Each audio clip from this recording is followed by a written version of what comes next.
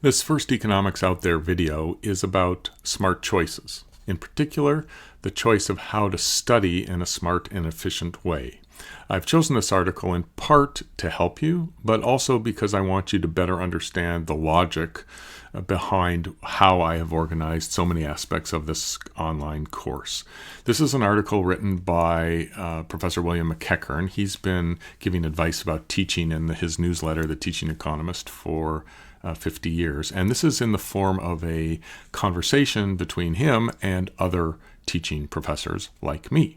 And he's sharing an experience here in the first paragraph that I have felt and I have had, and so have all economics professors. And that is, students often bomb the first economics test, and they don't understand why. So students show up in my office hours and they say, I took notes, I came to class, I highlighted the textbook, I reread the textbook, I reread my class notes, I got a C, that's unfair.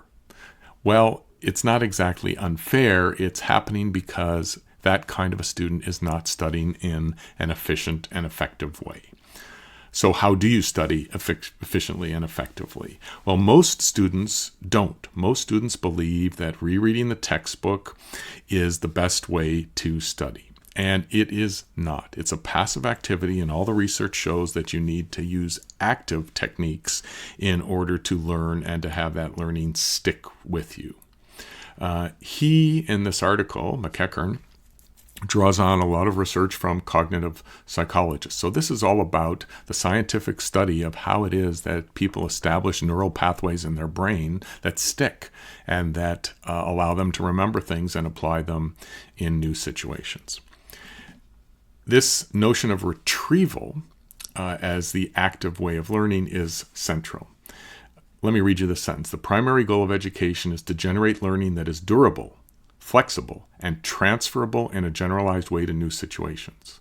This is another way of describing my 5-minute university goals. I want you to remember this stuff 5 years after. So this has to be durable knowledge, and it's not useful unless you can remember it and apply it. That's what I'm trying to help you learn how to do. Rereading is not the way to go.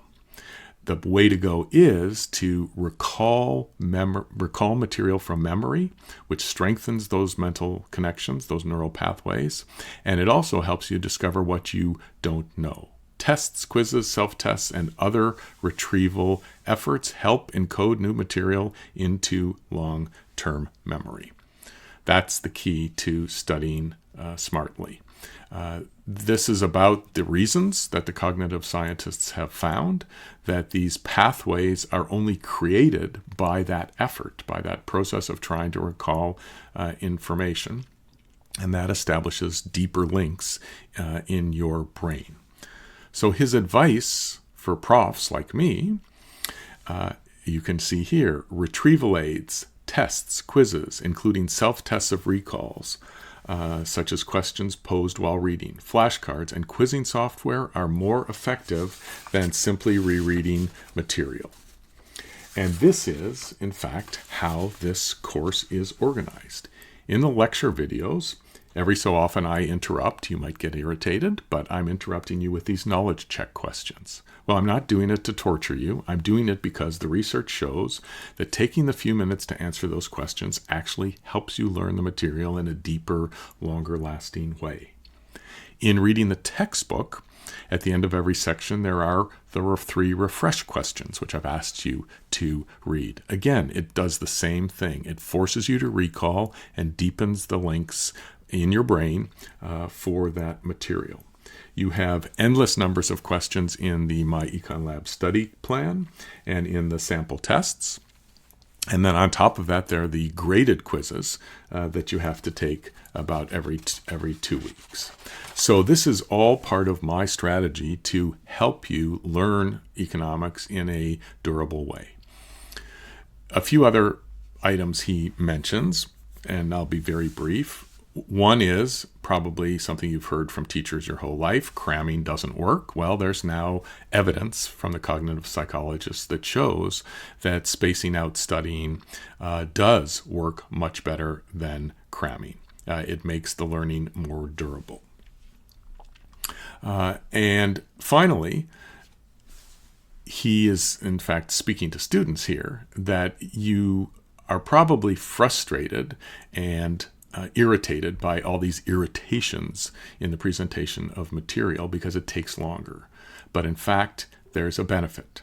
The benefits outweigh the opportunity costs, and you can improve your learning and your performance in these courses by following the kinds of techniques that I keep emphasizing and will continue to emphasize in this course. So let me just tell you one last story. Last year when I was teaching Echo 105, I had a student come into my office after the first term test. He had gotten 66%.